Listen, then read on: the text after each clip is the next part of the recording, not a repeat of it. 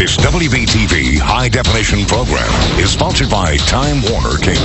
WBTV on your side with breaking news now. Zahra Baker died 2 weeks before her parents reported her missing. That is the big headline we've just learned from hundreds of pages of search warrants. Good evening, I'm Jamie Bull. And I'm Molly Grantham. A judge just gave us the warrants this afternoon. Steve Ennisorge is live in Newton. And Steve, you've been going through the documents. What else is in there?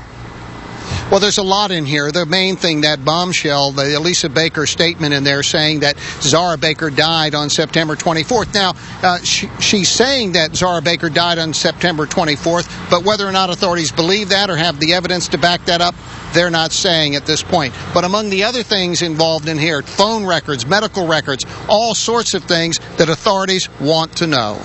Many of the warrants do focus on phone records, mainly for cell phones. That's because many cell phones have a GPS chip inside. That, combined with the towers used for calls, can help authorities track where a person goes. Authorities also wanted to know more about Elisa Baker herself. Several warrants asked for past medical records. Others wanted information from social services in 6 counties about any cases involving Baker and her biological children. One warrant detailed alleged abuse of Zahra, a black eye allegedly caused by Elisa. It asked for social service records on that too. As in the other warrants released last year, there are details of blood evidence taken, swabs and so on, much of it taken from the house in Hickory where Zahra lived. Holes in the walls and the floors show what was taken. One warrant dealt with Elisa, Adam, and some others involved in an internet messaging virtual universe, a 3D website known for role-playing. Officials were looking for evidence that the Bakers and their friends played a game described as murder with chainsaws. Elisa, do you have anything to say? So far, no one has been charged in the death of Zahra, but the warrants make it clear authorities do consider Elisa Baker a suspect.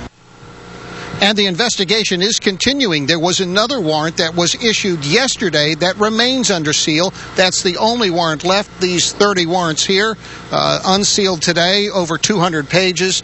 And authorities say that there is a lot of information that they've gotten out of this, but they won't go any further than to say that.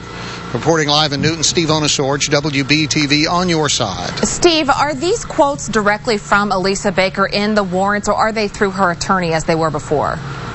Well, according to the warrants, they are coming from Elisa Baker herself, but they are not in quotation marks. They are saying that Elisa Baker was interviewed at the Hickory Police Department on a certain date, and that Elisa Baker stated this and stated that. They don't have it in quotation marks, so I don't know if it is verbatim, but authorities used it as an affidavit to get a search warrant, and under the affidavit rules, they had to swear that this was the truth. Yeah, and they said it is from her. Thank you. Steve Ennisorge, live tonight in Newton. Elisa Baker is the only person behind bars in this case. She faces obstruction of justice charges. Baker could be released on bond, but at $100,000, she can't afford it. Her lawyers wanted a hearing today to reduce that amount, but the hearing was continued until March. Please stay with us for continuing coverage of this investigation.